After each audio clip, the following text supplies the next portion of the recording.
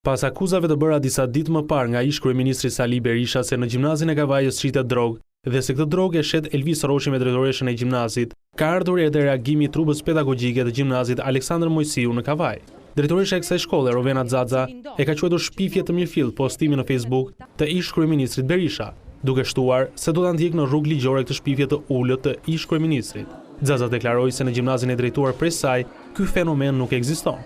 Shprehim keqardhje për cilin do që thur këto shpifje e të rrëdhimet ulta për të zbehur atë që ofrohet çdo ditë në auditoret e Tempullit të Dijes së qytetit tonë.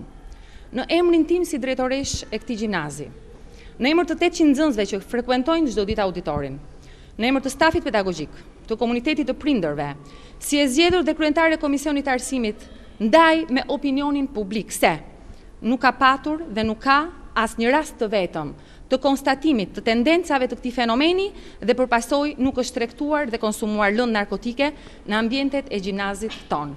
Edhe prindërit dhe nxënësit e kësaj shkolle kanë dalë në mbështetje të stafit pedagogjik, duke deklaruar se janë të sigurt për fëmijët e tyre, pasi janë në kujdesin e një stafi pedagogjik profesionist. Nuk u ndjeva mirë për faktin që këto fjalë nuk janë as pak të vërteta. Unë kam vite që kam fëmijë këtu, kam 2 fëmijë. Kam edhe vajzën edhe djalin, në këtë vit e kam futur vit parë dhe jam shumë e kënaqur.